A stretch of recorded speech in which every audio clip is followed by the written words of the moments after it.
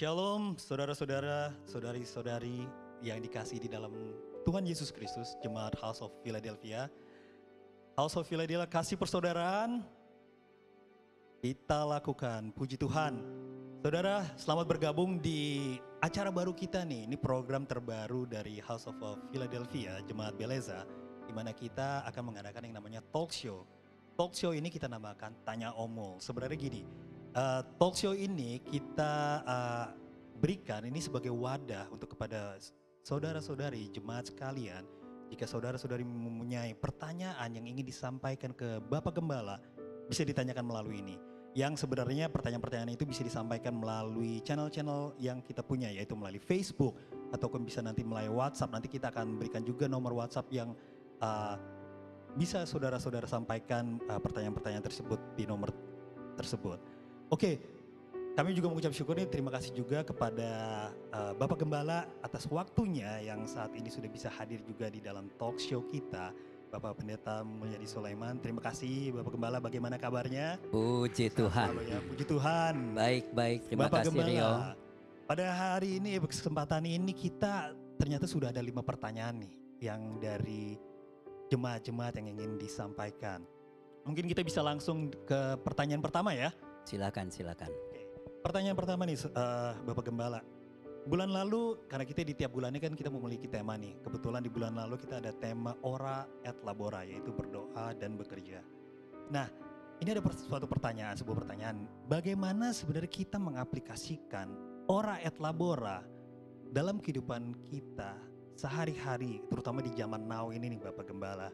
Apalagi yang seperti kita ketahui juga ya, kita hampir 2 tahun ini kita dalam kondisi pandemik.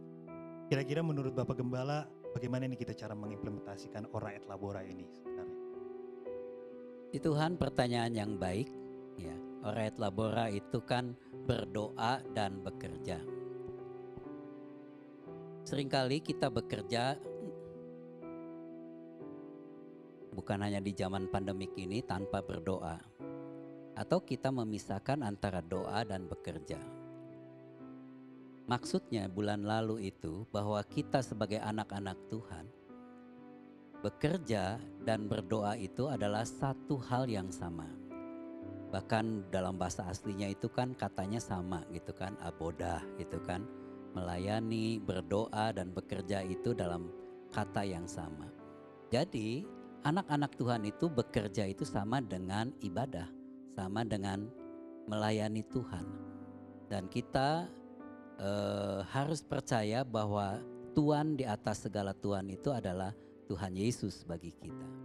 Oleh sebab itu, di masa pandemi atau di masa biasa pun, tanamkan dalam hati kita bahwa kita ini bekerja untuk Tuhan. Dan kita percaya bahwa berkatnya juga diatur oleh Tuhan.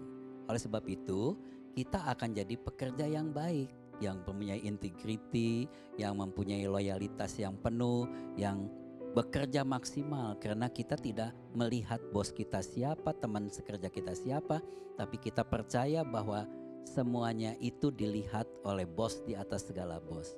Oleh sebab itu, Ora et Labora itu merupakan satu kesatuan yang menjadi prinsip bahwa kita ini adalah hamba-hamba Tuhan sepenuh waktu dimanapun Tuhan tempatkan kita. Begitu. Puji Tuhan, terima kasih banyak nih Bapak Gembala atas pencerahannya, di mana Ora et Labora itu adalah suatu kesatuan dan itu bagus sekali ya, di mana kita yang apapun kita yang lakukan, dimanapun kita berada, kita melakukannya itu untuk Tuhan. Puji Tuhan, terima kasih Bapak Gembala atas jawaban yang memberkati sekali. Nah, ini untuk pertanyaan yang kedua nih Bapak Gembala nih. Ini kayaknya masih dalam lingkup Ora et Labora juga nih. Pertanyaannya ini, kenapa bekerja itu diperlukan dan sebenarnya untuk apa? Bukankah kita hidup sudah ada dalam rencana Tuhan dan Tuhan akan memelihara kita nih Bapak Gembala? Bagaimana nih kira-kira nih Bapak Gembala?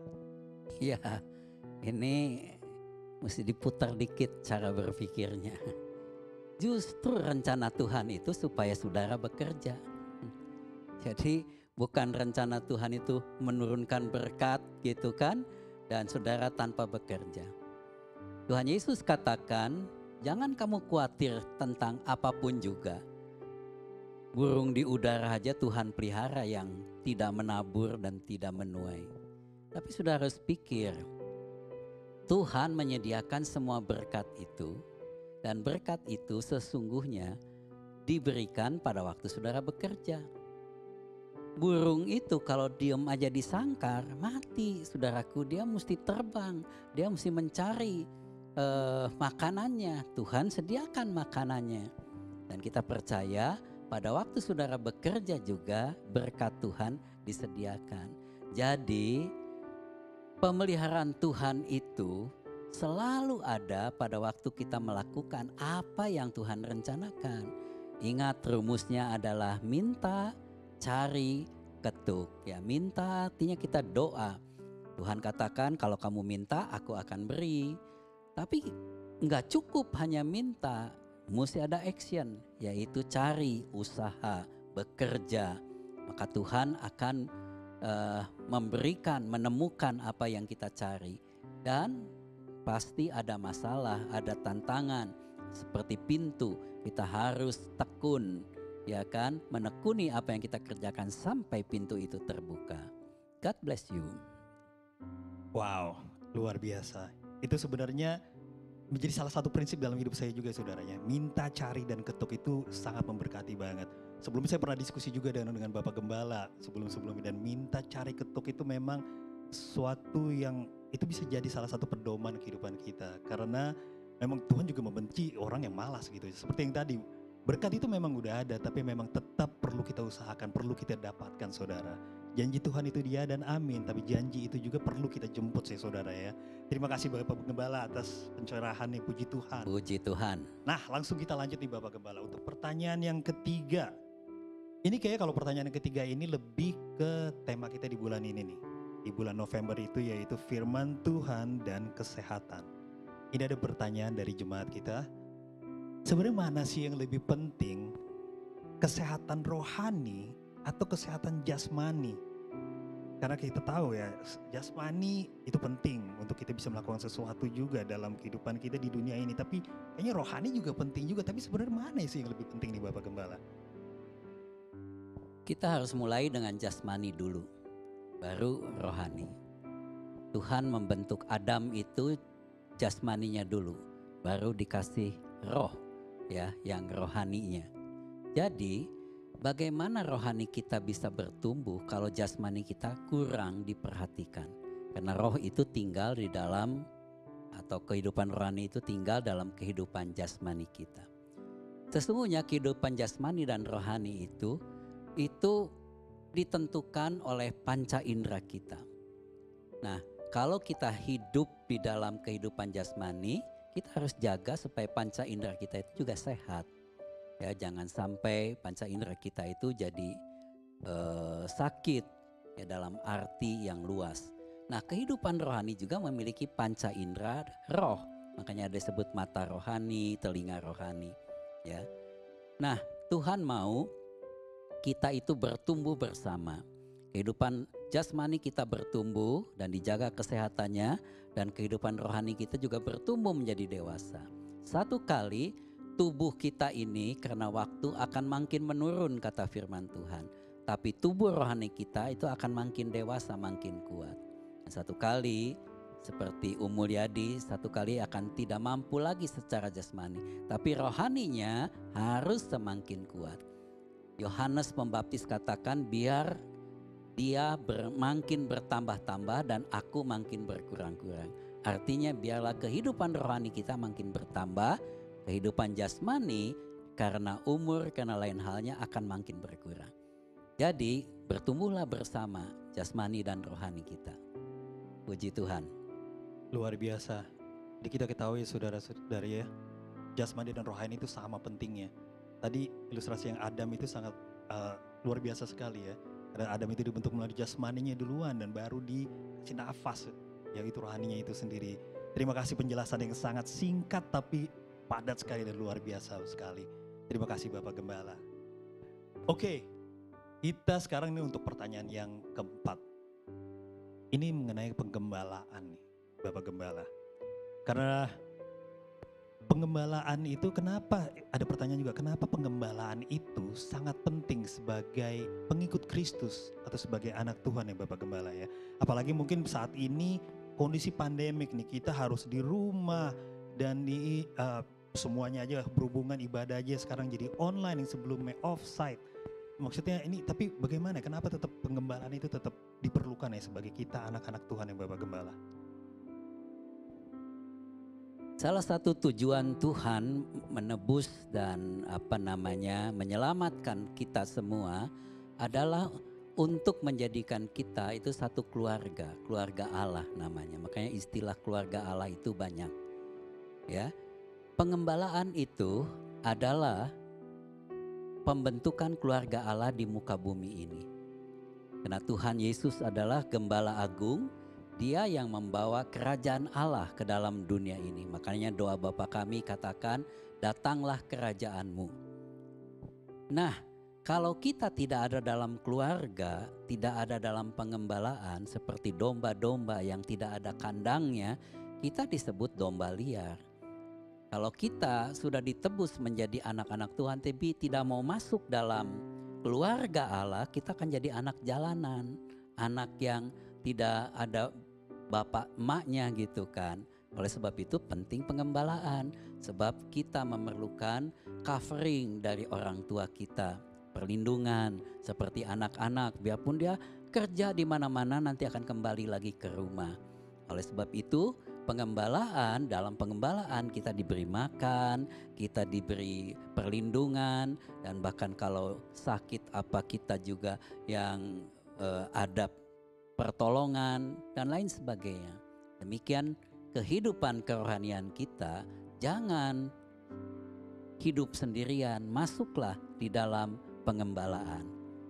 Begitulah kurang lebih kira-kiranya. Oke, terima kasih banyak Bapak Gembala. Penggembalaan itu ternyata memang sangat penting ya saudara-saudari, terutama kita sebagai anak Tuhan, biar kita bisa sampai kepada rencana Tuhan itu sendiri, kepada kerajaan Allah itu sendiri. Karena dalam penggembalaan itu kita bisa bertumbuh bersama dan dibimbing oleh gembala lokal kita, Bapak Gembala ini sendiri, dan terutama kepada Gembala Agung kita Tuhan Yesus Kristus sendiri.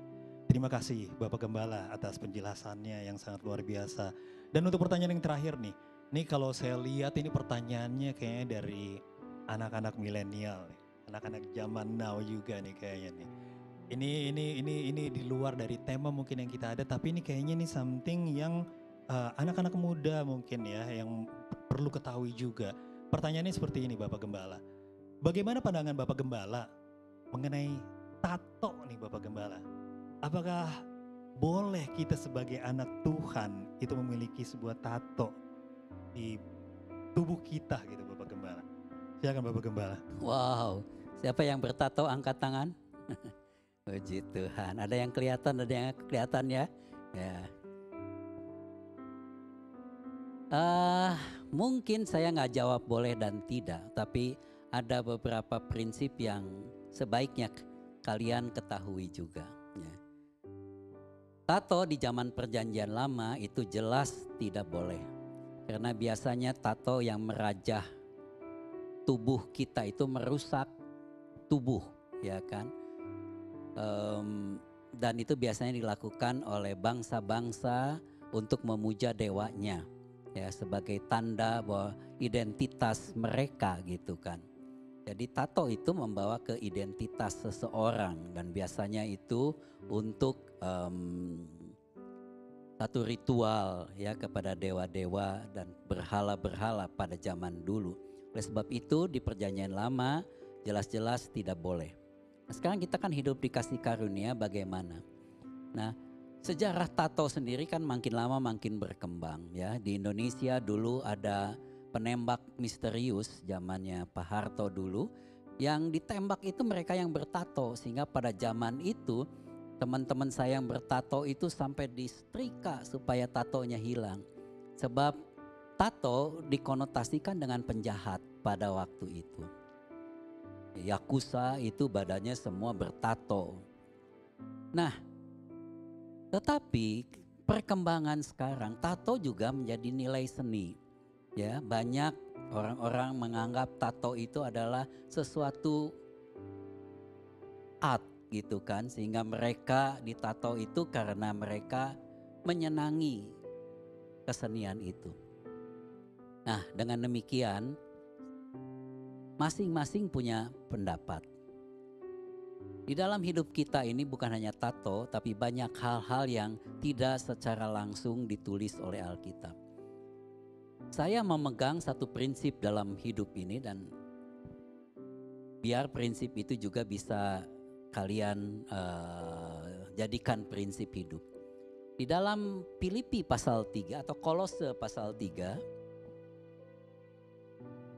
Kolose pasal 3 ayat yang ke-17 katakan begini, Kolose 3 ayat 17, dan segala sesuatu yang kamu lakukan dengan perkataan atau perbuatan, termasuk di dalamnya itu kan tato itu kan perbuatan, dan juga bisa disebut juga keinginan perkataan, lakukanlah semuanya itu dalam nama Tuhan Yesus sambil mengucap syukur oleh Dia kepada Allah Bapa kita. Jadi apa saja yang kita lakukan di dalam nama Tuhan Yesus. Ya, terjemahan atau ayat lain bilang itu untuk kemuliaan Tuhan. Nah, kalau kalian pikir dengan ditato kalian bisa memuliakan Tuhan dan bisa mengharumkan nama Tuhan Yesus Kristus, ya silakan saja. Tapi kalau kalian ditato itu malah menyebabkan nama Tuhan dipermalukan, ya jangan. Tadi kita belajar mengenai makanan, ya. Makanan di zaman kita tidak lagi bicara halal dan haram, tapi bicara berguna atau tidak, bicara sehat atau tidak. Nah, demikian juga tato itu tidak lagi bicara boleh dan tidak, tapi bicara berguna atau tidak, ya. Membawa kita kepada kemuliaan, membawa kemuliaan Tuhan atau tidak, ya. Putuskan sendiri, Tuhan memberkati. Wow, puji Tuhan. Terima kasih banyak Bapak Gembala atas penjelasannya yang sangat luar biasa. Jadi ini kalian mungkin yang anak-anak muda ya, mungkin jadi bisa tahu nih ya, sebenarnya bukan tidak boleh atau tidak bolehnya, tapi lebih ke tujuannya ya kalau yang saya lihat ini ya. Apakah tujuannya memang kita menggunakan tato atau apapun itu yang kita lakukan, apakah semuanya itu untuk kemuliaan nama Tuhan? Itu mungkin balik ke diri kita untuk merefleksi diri kita sendiri ya. Terima kasih banyak nih Bapak Gembala atas waktunya. Kayaknya untuk sesi ini kita baru ada 5 pertanyaan ini. Yang ini, dan kepada jemaat sekalian ini kami juga dari kita menghimbau jika memang jemaat-jemaat saudara-saudari memiliki pertanyaan yang mungkin ada yang di dalam pikiran saudara atau di hati saudara, yang ada sesuatu yang mungkin belum terjawab gitu secara pribadi, pertanyaan tersebut tolong disampaikan melalui media-media yang kita punya, bisa melalui Facebook, nanti kita juga akan terapkan juga bisa melalui WhatsApp. Kalau mungkin Facebook itu bisa dilihat banyak orang, tapi kalau ini lebih ke personal, bisa melalui WhatsApp juga disampaikan. Dan kita akan buat lagi sesi seperti ini, program talk show kita Tanya Omul, di mana Bapak Gembala juga bisa menjawab pertanyaan-pertanyaan tersebut. Terima kasih banyak Bapak Gembala sekali lagi atas waktunya. Kita Sama-sama. sampai berjumpa lagi di sesi berikutnya. Terima kasih saudara-saudari sekalian, Tuhan Yesus memberkati. God bless you, Tuhan berkati.